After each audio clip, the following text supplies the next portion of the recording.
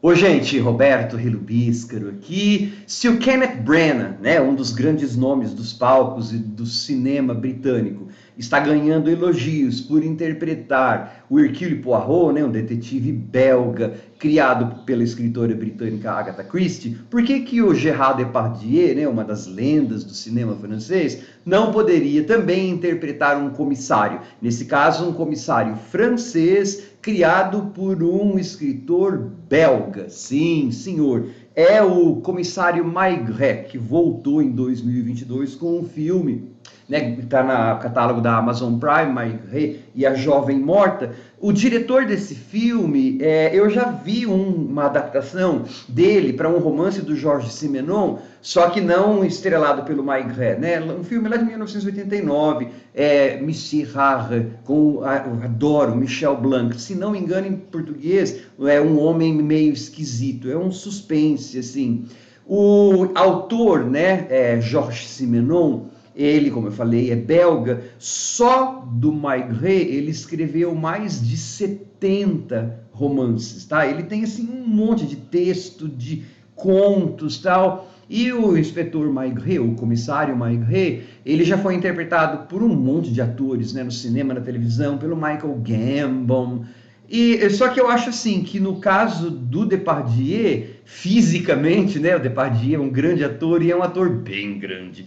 Ele tá bem convincente psicologicamente, vou falar depois, mas assim, o comissário Maigret, ele é grandão mesmo, de ombros largos, usa aquele casacão, ficou assim perfeito pro tipo físico do Depardieu. O que não funciona, por exemplo, é uma cena lá em que o médico pergunta: "Você sente falta de ar?" E ele diz assim: "É só quando eu corro atrás de ônibus." A gente pensa, esse cara não consegue correr atrás de ônibus nem para perder o ar, ele não consegue o ar nem para correr atrás do ônibus, né? Só que antes de continuar, eu gostaria de convidá-los a se inscreverem no canal Robertando, curtir os vídeos, compartilhá-los. Agradeço bastante.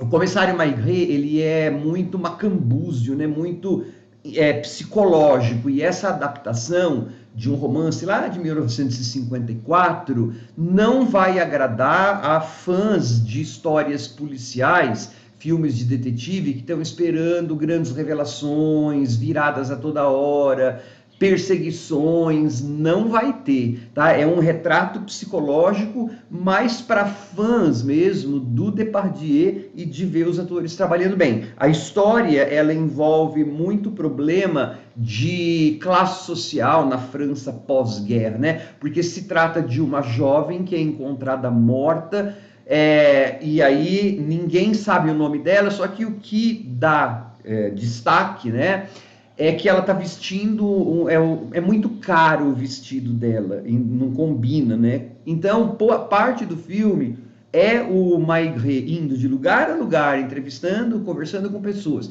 para descobrir a identidade dessa moça. Aí a gente vai compondo, né? Ela é uma das inúmeras moças da província que foram atraídas para Paris e acabaram mal. Só que nesse caminho, o Maigret vai encontrando outras pessoas que têm segredos escondidos, algumas pessoas que se identificam com a moça, aí ele vai descobrir quem que é a moça e blá blá blá.